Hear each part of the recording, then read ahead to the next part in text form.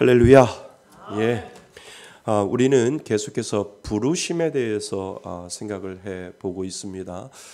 부르심은요, 내가 부르심을 받기 위해서는 하나님이 먼저 우리들에게 다가오셔야 된다라고 말씀을 드렸습니다. 그래서 내가 뭔가를 하나님 앞에 가기 이전에 하나님이 먼저 나에게 오셨다라고 하는 것이 우리가 믿는 신앙이지요. 그것을 어려운 말로 뭐라 그러는지 아시죠? 중생, 그죠? 그래서 회심이 먼저냐, 중생이 먼저냐, 교단마다 다를 수 있는데 이 장로교 신앙은 내가 할 수 있는 건 아무것도 없는데 하나님이 나에게 먼저 오셔서 나를 사랑한다라고 하시는 그 사건이 중생이라고 말씀을 드렸죠. 그 중생은 우리가 알 수 없는 거예요. 하나님이 내 안에 들어오셔서 나를 깨닫게 하시고 나에게 좌정하여 주시고 내 안에 성령님이 살아계심으로 말미암아 내가 느끼기 전에 하나님은 이미 내 안에 들어오셔서 그 중생의 은혜를 하나님이 주셨다라고 하는 거죠. 근데 언제 깨닫게 돼요? 내 안에 회개의 역사가 일어나고 회심의 역사가 일어날 때 내가 알지 못하는 그 회개의 은혜를 하나님이 나에게 주셔서 입술로 고백하고 내가 눈물로 고백할 수 있도록 하나님이 나에게 회개의 은혜, 하나님이 그 은혜를 내게 주셨구나라고 하는 것을 그때서야 어림짐작 우리가 알게 되지요. 그런데 이것이 구원의 확신이 100%가 아닐 수 있어요. 왜냐하면 옆에서 울면 나도 울 수도 있거든요. 기도원 가서 옆에서 막 회개를 하면 왜 회개하지? 나도 회개 안 하면 안 되는데 그럼 회개하지? 막 하다 보면 어떻게 돼요? 옆에서 우니까 자꾸 도미노 현상 때문에 울어요. 근데 뭐 열심히 울고 막 부르짖고 나서 딱 끝나고 나서 뭐예요? 내가 왜 울었지? 이럴 가능성이 있다는 거예요. 그러니까 눈물이 회개가 하나님이 내 마음을 터치하고 성령님이 나를 터치해서 내가 하나님을 믿는다라고 고백하는 그 증거 중에 하나가 회심이지, 그 회심에 대한 100% 눈물이 나를 하나님을 믿게 하는 어떤 확신이 될 수는 없다라고 하는 거죠. 가능성은 많아요. 가능성은 많지만 옆에서 울기 때문에 나도 울 수 있거든요. 그렇기 때문에 우리가 중생과 회심을 통하여 하나님은 우리를 뭐로 여겨주셔요? 하나님의 자녀로 칭의, 그지요? 그래서 중생, 그 다음 뭐요? 회심, 그 다음 뭐요? 칭의. 내가 죄인이지만 하나님이 나를 사랑하셔서 의로운 옷을 입혀주시고 칭의라고 하는 그 은혜를 하나님이 입혀주셨기 때문에 우리는 죄인이지만 하나님의 의로운 존재로 하나님의 자녀로 오늘도 우리가 살아가는 거죠. 그래서 우리가 살아갈 때 그것을 뭐라 한다고요? 성화의 과정에 있는 거예요. 그래서 내가 예수를 믿고 그리고 그 구원의 확신을 가지고 회심의 역사를 경험하고 그리고 내가 죄인이지만 하나님이 나에게 의롭게 살려고 하는 그 믿음의 DNA를 나에게 주었다라고 한다면 내 안에 그래도 믿는 사람이 착하게 살아야지, 믿는 사람이 선하게 살아야지, 믿는 사람이 좀 달라야지 라고 하는 이 마음이 계속해서 내 안에 DNA가 있어서 그것이 내 안에 살아있으면 그것이 무엇하는 과정이라고요? 성화되어 가는 과정이에요. 그러니까 세상이 주는 윤리와 조금 달라요. 더 깊어요. 더 차원이 있어요. 그 존재 자체가 차원이 있는 존재로 하나님이 우리를 만들어 주셨죠. 그래서 그 성화의 단계를 지나서 어디까지? 영화로운 생명의 면류관을 내게 주리라 라고 하는 그 하나님의 은혜를 가지고 우리는 영화의 단계까지 우리는 준비하면서 그 길을 가게 되는 거지요. 그래서 우리가 생명이 끝나는 날 천국에서는 우리를 환영하는 잔치를 벌이는데 그 환영하는 잔치의 궁극적인 목적은 무엇이냐면 영화로운 존재로 우리를 만들어 주시기 위해서 그렇다라고 하는 거죠. 그래서 우리는 중생, 그다음 뭐요? 회심, 그다음 뭐요? 칭의, 그다음 뭐요? 성화, 그다음 뭐요? 영화. 이 단계까지 갈 수 있는 그러한 은혜를 하나님이 주셨다는 거죠. 할 수 있는 건 아무것도 없어요. 우리는 전적인 타락이라고 해요. 죄인은 전적인 타락이에요. 그래서 우리는 죽은 목숨이에요. 근데 누가 와서 살렸어요? 하나님이 우리들 가운데 성령님이 오셔서 너 살아나라 라고 우리들에게 그 성령의 은혜를 주실 때 우리가 살아나서 내가 깨어나서 하나님 앞에 회심의 은혜를 보여드리는 거죠. 그래서 중생이 먼저고 그 다음에 회심, 그 다음 뭐요? 칭의, 그 다음 뭐요? 성화, 그 다음 뭐요? 영화. 이런 그 단계까지 우리는 올라가게 되어 있는 거죠. 그래서 이것이 하나님이 우리를 부르시는 작업, 부르시는 작정, 하나님의 그 작정하심이 예정 가운데 분명히 들어있다라고 하는 거죠. 그러면 예정은 누구 거예요?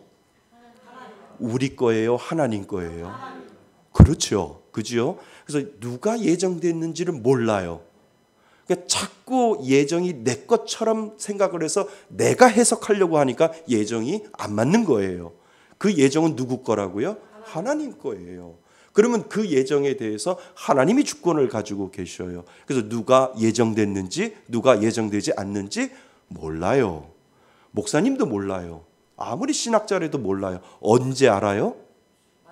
제가 말씀드렸잖아요. 천국에 딱 가면 문을 딱 들었으면 뒤를 딱 돌아보면 문주방에 뭐라고 써져 있다고요? 내 이름이 써져 있는 거예요. 내 이름이 써져 있을 때 그때 뭐래요? 아, 하나님, 내가 예수 믿고 가만히 보니까 예수 믿고 지금껏 살아왔었던 그 인생을 뒤돌아보니까 이미 저를 뭐 하였다고요? 예정하셨군요. 선택하셨군요. 하나님 땡큐 감사합니다 라고 하는 그 고백을 어디 가서?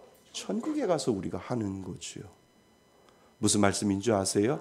잘못 예정을 가지고 자꾸 우리가 인간적인 노력과 인간적인 생각으로 따지다 보면 누구는 예정하고 누군 예정하고 예정했다면 예수 안 믿어도 언젠간 믿겠지? 아니요. 그건 몰라요. 누가 알아요? 하나님이 아시는 거예요. 모르기 때문에 우리가 열심을 다하는 거예요.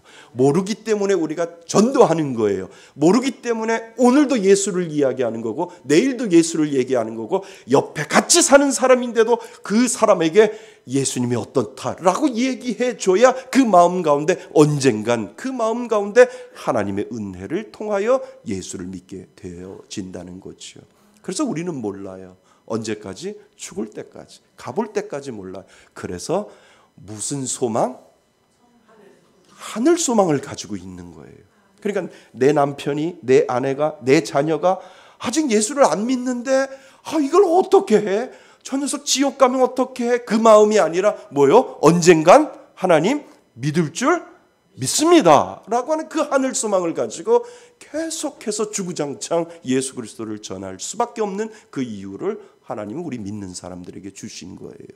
그 소망의 끈을 놓지 말라고. 언제까지?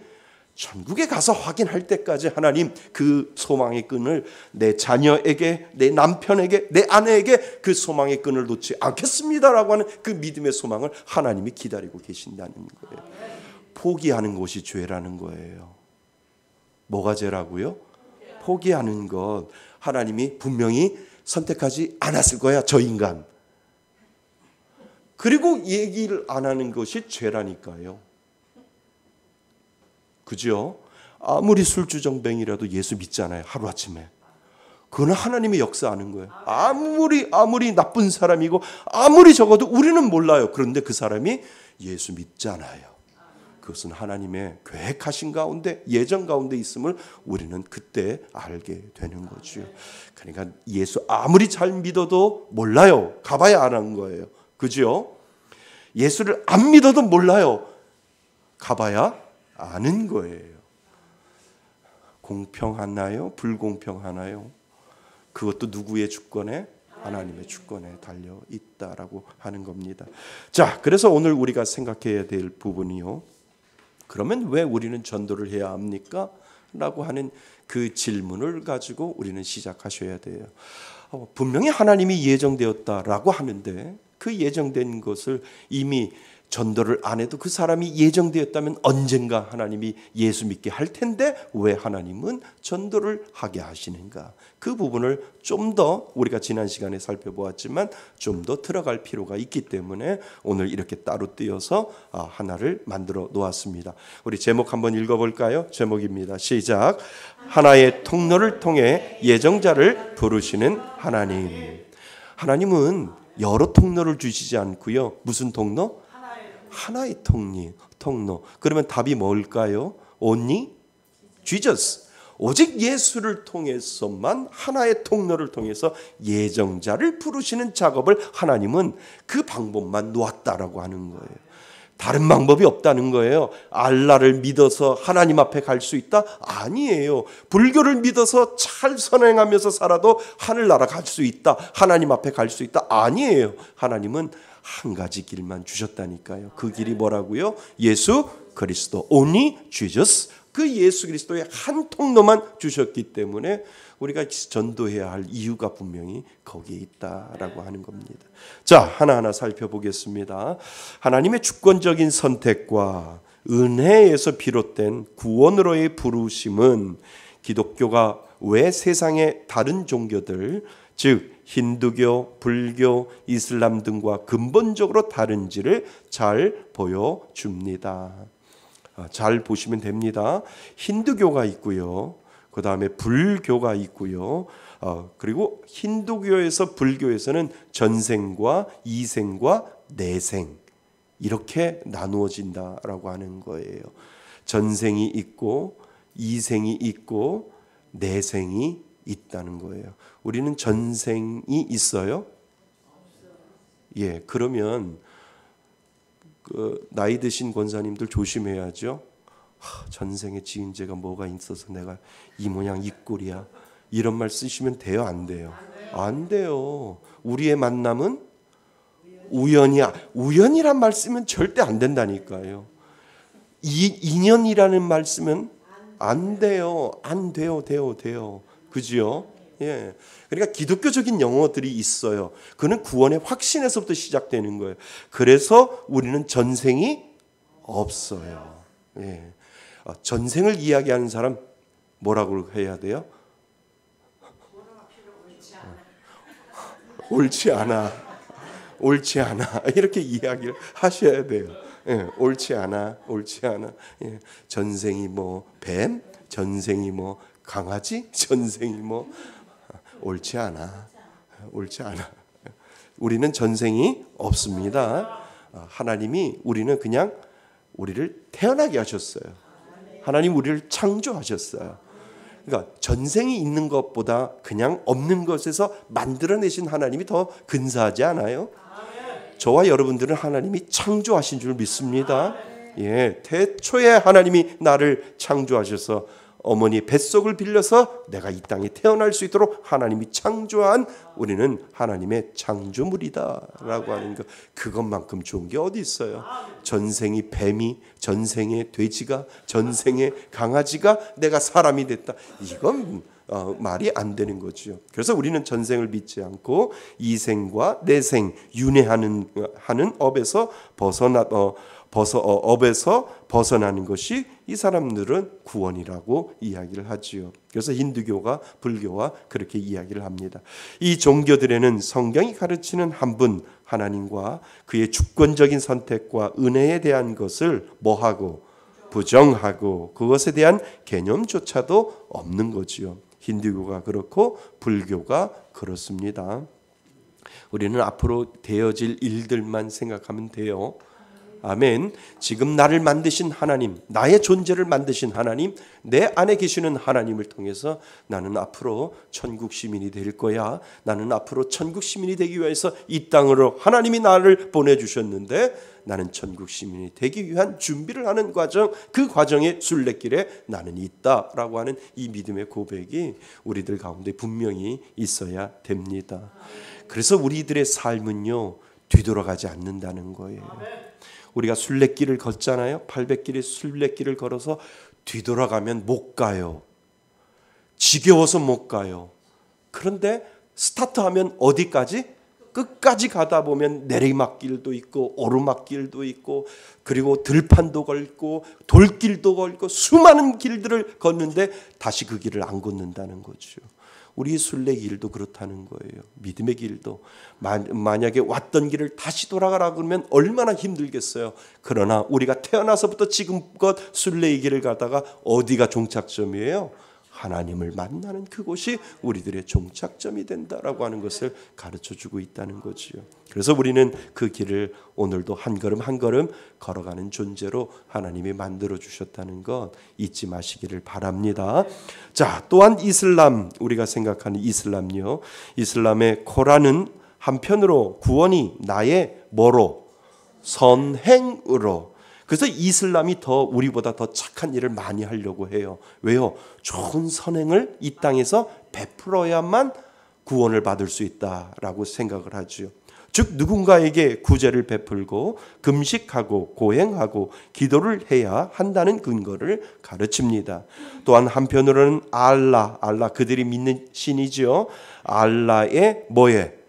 임의적인 선택에 달려 있다라고 그 이슬람은 그렇게 주장을 하는 거예요. 그러니까 내가 아무리 선을 해도 혹시나 알라께서 나를 선택하지 아니하면 말짱 도루묵이구나라고 생각을 하는 그 불안감이 이 이슬람을 믿는 사람들은 가지고 있다라고 하는 거예요. 왜냐하면 선택이 임의적인 선택이거든요.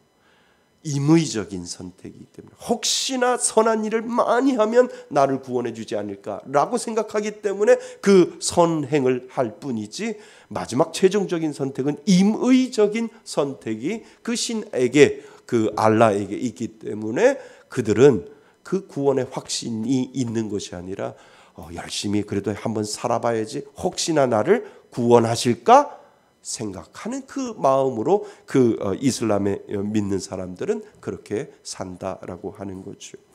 우리는 임의적인 선택이 아니라니까요. 하나님 이미 작정하시고 예정하시고 그리고 그것을 이끌어 가시고 그리고 그 예정된 자들에게 구원의 확신을 하나님이 주셔서 천국에 갈 수 있도록 우리를 붙잡아 주시는 그 확신이, 영어로 말하면 conviction이, 불도장이 우리들 가운데 분명히 있다라고 하는 거예요. 그래서 내가 예수를 믿으면 믿을수록 그 구원의 확신이 내 안에 불도장을 찍어놨기 때문에 변하지 않는다는 거예요. 불도장이 찍혀있기 때문에 그 불도장은 아무리 지우려고 해도 지워지지 않는다는 거예요. 그래서 한 번 구원은 영원한 구원, 한 번 구원은 내가 너를 사랑하겠다라고 하는 하나님의 그 작정의 구원이 영원하는 거예요. 지워지지 않는 거예요. 그래서 예수 믿다가 떠난 사람은 구원받았는데 저 사람이 예수를 안 믿고 떠나네? 이건 무슨 이야기예요, 목사님?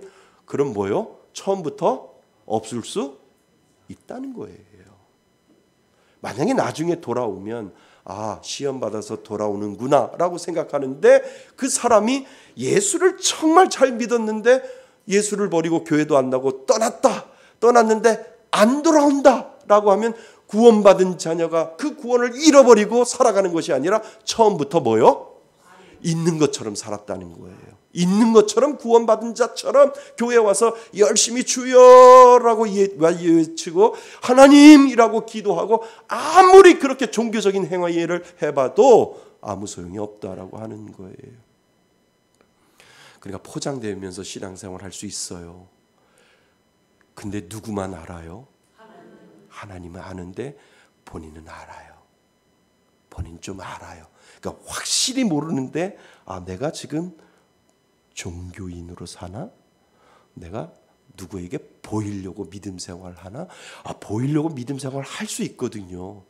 근데 이것이 가면의 거짓말이 되어서 자꾸 보이려고 하다 보면 그 거짓말이 진짜처럼 내가 생각해서 그것을 무슨 거짓말이라 그래요? 리플리 증후군이라고. 그러니까 내가 구원의 확신이 정말 없는데 자꾸 있는 것처럼 자꾸 나의 자신을 포장하면 그것이 진짜인 것처럼, 그렇게 구원받은 자처럼 리플리 증후군에 빠져서 살아갈 수 있다라고 하는 거예요. 그러니까 잘 보셔야 돼요. 그러니까 나하고 하나님하고 혼자 있을 때 진정한 나라니까요. 이렇게 있으면 나가 안 보여요. 왜냐하면 다 나를 쳐다보고 있거든요. 그죠? 그래서 제가 여기서 이렇게 보면 죽으면 천국 가요? 그러면 옆에서 안 간다 그러면 뭐라 그러지? 예, 목사님 가요. 이렇게 얘기할 수 있다는 거예요. 왜요? 리플리 증후군에 내가 빠지면 그냥 내가 구원의 확신이 있지, 그냥 이 테두리에만 있으면 내가 천국까지라고 하는 그런 생각을 할 수 있다라고 하는 거예요. 그래서 정말 하나님하고 나하고 원투원 생각하셔야 돼요. 부부가 같이 가면 얼마나 좋아요. 부부도 같이 안 가요. 그냥 단지 같이 살 뿐이에요. 그 떠날 때는 각자 떠나는 거예요. 원투원, 하나님과 나와의 1대1 관계 속에서 내가 정말 그 구원의 확신을 가지고 있냐, 그것을 가지고 내가 하나님 앞에 가는 거지, 옆에 사람들이 다 간다고 해서 나도 따라가는 건 아니라는 거예요. 그래서 큰 교회를 다니든 작은 교회를 다니든 내가 큰 교회 다니면 내 믿음이 큰 거가 아니라니까요. 작은 교회 다니면 내 믿음이 작은 게 아니라니까요. 결국은 하나님과 나 사이에 원투원의 관계 속에서 남편도 필요 없어요. 자식도 필요 없어요. 하나님과 나 사이에 1대1의 죽음의 직면에 서 있을 때 내가 그 죽음의 끝에서 하나님을 잡을 수 있는가라고 하는 것이 얼마나 중요한지요. 왜 부부가 한날 한시에 동시에 죽는 게 꿈이라며? 절대 없어요. 그런 일 절대 없다니까요. 부부는 절대 아무리 살붙이고 잠을 자는 부부라 할지라도 한날 한시에 동시에 안 죽는다니까요. 왜냐하면 그 죽음에는 다 하나님이 작정하신 그 계획이 있기 때문에 남편이 먼저 가든 아내가 먼저 가든 그 죽음의 간격은 다 다르다는 거예요. 똑같이 교통사고를 당해서 부부가 동시에 죽어도 하나님의 그 죽는 시점은 다 다르게 만들어 놨다니까요. 동시에 생명이 딱 끊어지는 것이 아니라 어떤 사람은 5분 더 살게 만들고 어떤 사람은 이 5분 더 일찍 가게 만들어 놓는 것은 그 생명은 하나님이 주관하시기 때문에 동시에 생명이 딱 끊어져서 가는 게 아니라 하나님은 당신과 너하고 나하고 1대1의 관계 속에서 내가 너를 판단하리라, 내가 너를 심판하니라, 내가 너와 함께 정말 구원의 확신을 가지고 있는 너를 내가 건져주겠다라고 하는 하나님의 그 확신 가지고 우리가 살아가기 때문에 그렇다는 거예요. 그죠? 네. 그래서 부부는 이 땅에 살 때가 부부예요. 서운해요? 아니요, 안 서운해요. 그냥 하나님이 나에게 붙여준 그냥 살붙인데 갈 때는 니랑 나랑 빠이빠이야. 그 마음 늘 헤어지는 연습하셔야 된다니까요. 자녀들하고도 헤어지는 연습하셔야 되고요. 남편하고도 30년을 살든 40년을 살든 5년을 살든 10년을 살든 빠이빠이 준비할 수 있는 그 마음이 있어야 되는 거예요. 왜요? 하나님하고 나 사이에는 1대1의 관계라니까요. 동시에 죽지 않는다고 하는 거죠. 자, 그래서 하지만 이슬람에서는 신의 자비가 성자, 여기죠? 예, 하지만 이슬람에서는 신의 자비가 성자 하나님이신 예수 그리스도의 구속 사역을 통해 주어지는 것이 아닙니다. 이것이 이슬람하고 우리가 다른 겁니다.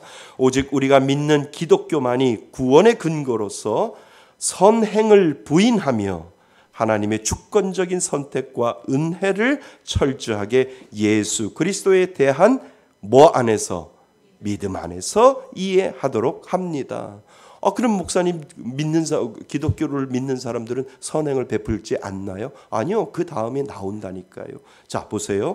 즉 우리가 선행을 하는 이유는 아무것도 할 수 없는 나에게 무슨 은혜? 구원의 은혜를 베풀어 주신 은혜에 감사하여 조건 없이 주신 은혜에 감사하여 베푸는 나의 뭐를 말합니까? 선행을 말한다는 거예요. 그러니까 우리가 착한 일을 하고 우리가 선행을 베푸는 거는 내가 구원받기 위해서, 내가 좋은 곳으로 가기 위해서 하는 것이 아니라 나는 이미 구원받은 존재, 나 같은 사람 아무것도 할 수 없는데 하나님이 나를 사랑하여 주셔서 그 구원의 은혜를 주셔서 하나님 감사합니다. 그 감사로 우리가 전도하는 거고요. 그 감사로 우리가 선행을 베푸는 거고요. 그 감사로 정말 교회에 많은 헌신과 섬김의 은혜가 그 가운데 있다라고 하는 거예요. 근데 그거에 대한 역학관계가 있다는 거예요. 자, 보세요. 다시 말하면 나에게 그 선행의 은혜가 있다면 내게 하나님의 선택의 은혜와 구원의 은혜가 있음을 더욱 뭐 한다고요? 확신한다는 거예요. 확신한다고. 그러니까 내 안에 정말 구원받기 위해서 뭔가 좋은 곳으로 가기 위해서 아주 극락을 가기 위해서 내가 선행을 하는 것이 아니라 하나님이 주신 내 은혜가 너무 감사해요. 하나님, 제가 내가 가지고 있는 것 하나님 앞에 헌신하겠습니다. 내가 가지고 있는 것 내 몸이 부셔져라도 하나님 선교하겠습니다. 헌신하겠습니다. 선교하겠습니다. 라고 하는 그 마음이 내 마음 가운데 들어왔을 때 나는 뭐 하는 사람? 믿는 사람이라고요. 나에게 이 구원의 은혜가 있구나 라고 하는 것을 그때서야 알게 된다라고 하는 거예요. 그러니까 헌금하시잖아요. 근데 아까워서 못할 것 같은데요. 그죠? 우리 성도님들 우리 1년 동안 우리 살림살이 보니까 엄청 많이 들어왔어요. 1년 예산 결산을 해보니까 이거 집에다가 놓아두면 얼마나 좋을까 이런 생각을 하는 거예요. 그러면 믿지 않는 사람들은 아깝다고 생각을 하죠. 그렇지 않으세요? 근데 우리 성도님들 돈보다도 더 중요한 게 구원의 은혜잖아요. 그러니까 하나님 앞에 드리는 헌금조차도 아깝다는 생각 안 하는 거예요. 아깝다는 생각 안 하는 거예요. 그냥 하나님 앞에 드려서 하나님 나를 구원하신 것, 돈은 나에게 하나님께서 베풀어 주신 것 감사해서 하나님 그냥 저는 이거 베풀고 이거 흘려보내고 이거 섬기는 것 하나님 감사합니다. 이 마음이 있기 때문에 그러니까 다시 뒤돌아보면 구원의 확신이 있는 사람만이 헌금할 수 있는 거예요. 그래서 주보에다가 제가 그렇게 적어놓은 거예요. 오늘 교회 처음 오신 분들이나 구원의 확신이 없는 분들은 헌금 안 하셔도 됩니다 라고 주보에다가 적어놓은 이유가 거기에 있는 거예요. 헌금은요 나에게 구원의 확신이 있어서 하나님 앞에 적거든 많거든 적거든 그것을 따지는 것이 아니라 구원받은 자가 하나님 앞에 감사하여 하나님 앞에 드리는 예물이다라고 하는 거예요. 그래서 헌금 드릴 때 그 주보에다가 문구 못 보셨어요? 보셨죠? 그렇게 적어놓은 이유가 거기에 있는 거예요. 부담 갖지 마시고 나 안에 구원의 확신이 없으면 헌금 하시지 마세요. 이것이 맞는 거예요. 그러니까 구원의 확신이 없는데 헌금하는 것 그거는 접선이나 그러니까 가난한 자를 구제하는 거나 이렇게 될 수밖에 없어. 구원의 확신이 있어야 헌금하면 하나님 나같이 못난 자들 예수 믿게 하여 주신 그 은혜 주셔서 하나님 감사합니다. 이 적은 것 하나님 앞에 드립니다. 과부의 2렙돈이 그거잖아요. 하나님은 돈이 없어서 일 못 하시는 분 아니라니까요. 내게 주신 그 은혜에 감사하여 과부가 드린 그 2렙돈도 하나님은 귀중하게 여기셔서 큰 은혜로 사용하여 주신다라고 하는 것이 하나님의 은혜의 법칙 가운데 분명히 들어있다라고 하는 거죠. 자, 뒤에요. 그러므로 선하게 살아도 종교적인 경건성을 가지고 있다 해도 예수 그리스도에 대한 믿음으로 그분과 인격적으로 뭐하지 않는다면 연합되지 않는다면 그 어떤 종교인도 구원으로의 부르심에 반응하지 않을 것입니다. 이해되셨죠? 반응하지 못해요. 그래서 바울은 믿음은 들음에서 난다라고 우리들에게 이야기를 하고 그리고 전파하는 사람이 없다면 어떻게 복음에 대해 들을 수 있겠느냐라고 사도 바울이 이야기를 합니다. 그래서 이제 우리가 전도하는 이유가 거기에 있다는 거죠. 그럼에도 우리는 이런 질문을 할 수 있습니다. 하나님의 선택에도 불구하고 왜 복음을 전해야 하는가요? 그 답을 바울을 통해서 우리는 찾을 수 있습니다. 바울이 복음 전파에 수반되는 여러 고난을 인내할 수 있었던 것은 선택받은 자들이 복음 전파를 통해서만 구원에 이른다고 믿었기 때문에 그렇다는 거죠. 그래서 사도행전 18장에 보면 선택받은 자들이 무엇을 통해서만 복음이라고 하는 이 통로, 예수 그리스도를 통한 이 통로를 통해서만 구원에 이른다라고 바울이 확신했기 때문에 그는 전도하고 그는 복음을 전했던 것이다라고 하는 거죠. 그래서 하나님의 예정이 역사 속에서 선택된 자가 복음에 대해서 믿음으로만 반응할 수 있도록 하나님이 그 방법만 사용하시기 때문입니다. 그러니까 하나님이 다른 것을 통해서 그 구원받은 자가 하나님이 예정한 자가 반응하지 못하도록 만들어 놨다는 거예요. 다른 것을 통해서. 그러니까 TV를 보다가 드라마를 보다가 와우 하나님 믿겠습니다. 아니라니까요. 누구 친구하고 막 대화하고 세상 얘기하고 정치 얘기하고 막 얘기하다가 와우 하나님 믿습니다. 아니라니까요. 무슨 방법으로만? 복음으로만. 하나님이 그 방법을 세워놓으셨다는 거예요. 복음으로만 구원받을 수 있도록 하나님이 그 방법을 세워놨기 때문에 복음을 들어야 그 마음에 하나님이 작정하신 그 사람의 마음이 열릴 수 있도록 하나님이 만들어 놓으셨다라고 하는 거예요. 그래서 온니 지저스란 말이 거기서 나오는 거예요. 그냥 세상을 돌아보면서 그냥 예수를 믿는 것이 아니라 복음이 들리고 복음이 내 마음속에 숙성되는 그 순간 어느 순간에 하나님이 내 마음을 터치하여 주셔서 예수 믿을 수 있도록 하나님이 만들어주시는 사건이 복음을 통해서만 이루어진다라고 하는 것을 우리들에게 이야기해 주고 있다는 거죠. 그래서 복음 전파를 통해서만 구원에 이른다고 믿었기 때문이지요. 그래서 그 방법만 사용하시기 때문입니다. 다시 말하면 복음 전파 역시 하나님이 구원의 통로로 뭐 하신 거예요? 예정하신 거예요. 복음의 통로만을 가지고 그 사람이 하나님께로 올 수 있다라고 하나님은 그 복음의 구원의 통로로만 예정하셨다라고 하는 거죠.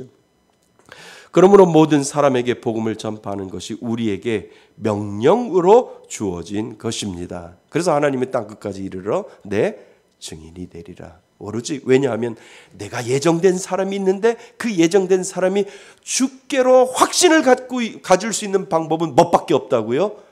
복음밖에 없기 때문에 그 방법만 하나님이 사용하기 때문에 주의 복음을 전해서 그가 주께로 돌아올 수 있도록 하나님이 만들어 놓으셨다라고 하는 거죠.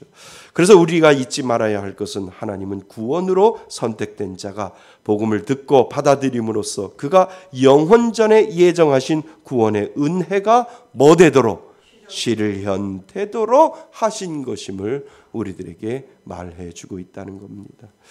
우리는 누가 선택된 자인지 알 수 없습니다. 이 주권은 누구에게 있어요?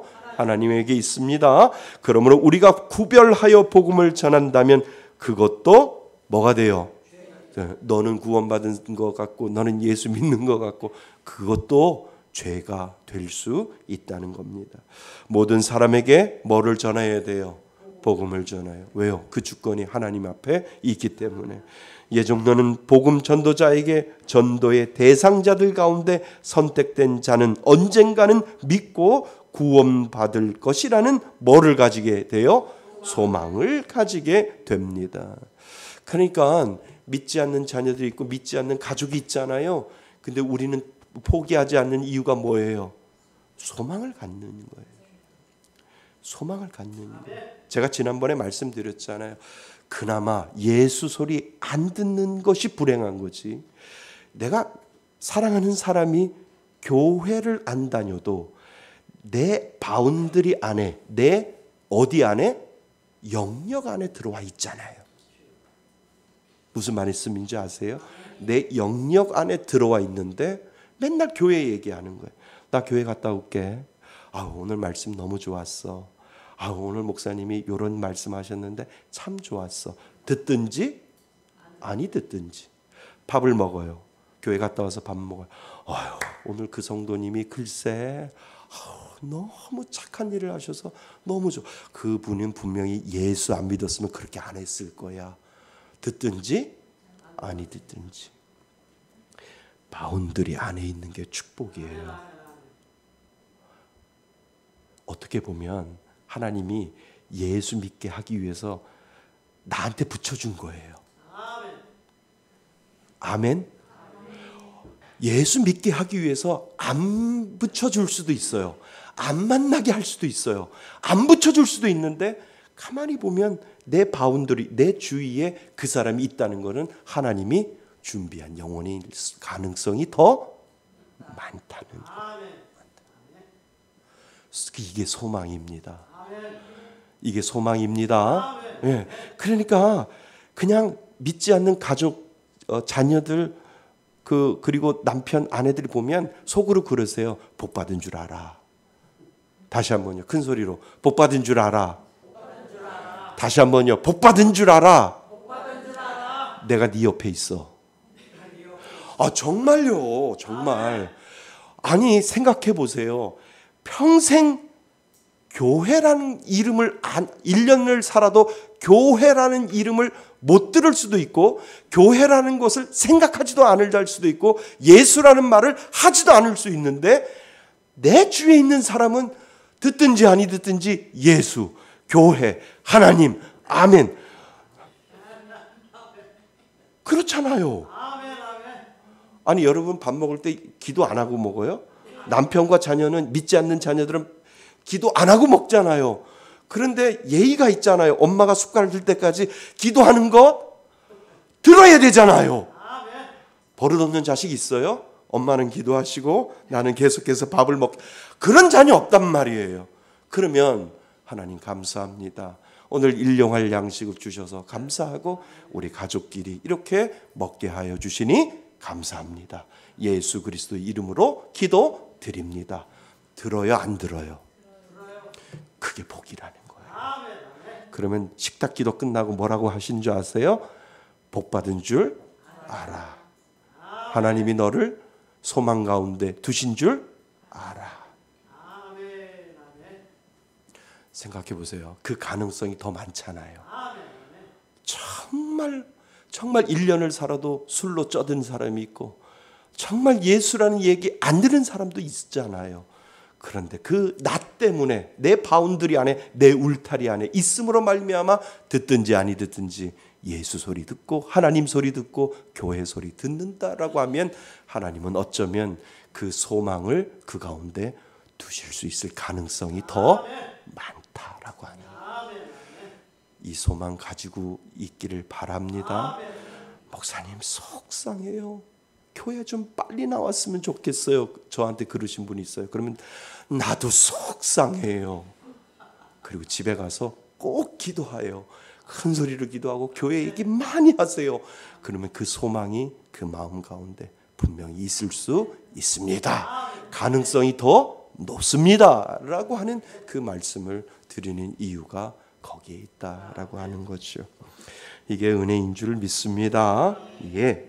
자, 그래서 이 같은 믿음이 복음 전도자에게 열매가 적은 곳에서도 척박한 환경에서도 인내하고 사역할 수 있게 만들어 주었습니다. 자, 결론.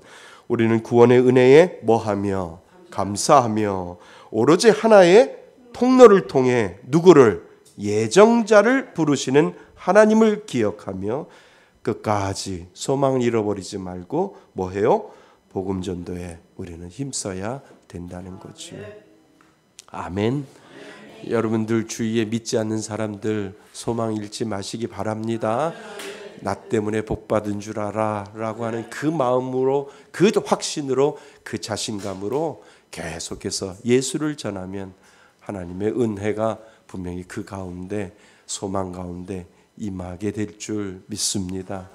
그 소망 잃어버리지 말고 끝까지 이제 올해 얼마 남지 않았는데도 그 바운더리 안에 있는 자들을 위해서 열심히 기도하고 소망 가지고 살아가실 수 있기를 주님의 이름으로 축원드립니다. 아멘.